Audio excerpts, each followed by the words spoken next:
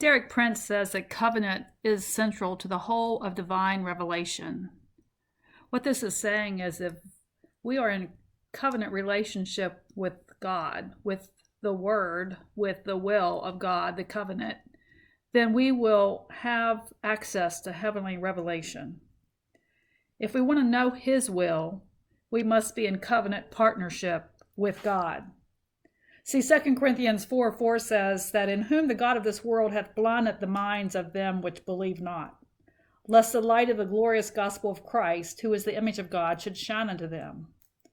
When we are not in covenant relationship, when we have unbelief, we are blinded to the truth and to the heavenly revelation. It's a tremendous significance that God's written revelation to man is contained in the form of two covenants, the Old and the New Testament, says Derek Prince. And if we do not understand the concept of covenant, how can we hope to understand the real meaning of God's message to us? When we understand the concept of God's covenant, God's will, God's word, and live His will, then we have revelation to His plan and His purpose for our lives.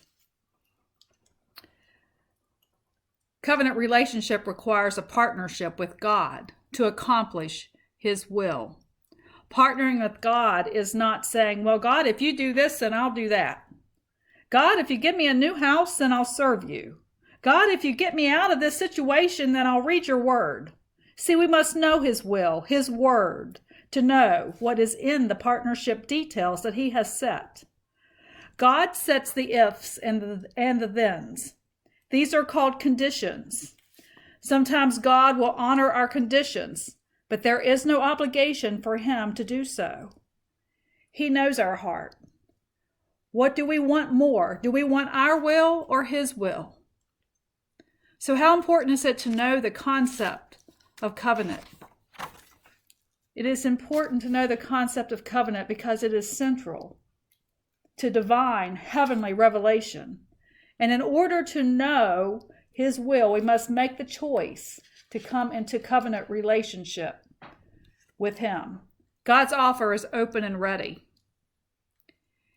There are two scripture references here, Deuteronomy 7:12 and Deuteronomy 8:19, for the participant to review and find the ifs and the thens as set forth by God. Deuteronomy 7:12, let me see if I can get that on the screen here for you. Give me just a minute. Deuteronomy 7:12 says, and we're going to be reading these, Deuteronomy 8:19 says, "Then it shall come to pass, because you listen to these judgments and keep and do them, that the Lord your God will keep with you the covenant and the mercy which He swore to your fathers."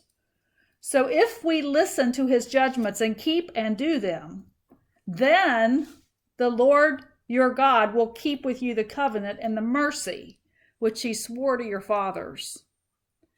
And the second if and then conditions in Deuteronomy 8:19 is if, the verse says, then it shall be if you by any means forget the Lord your God and follow after other gods and serve them and worship them, I testify against you this day that you shall surely perish.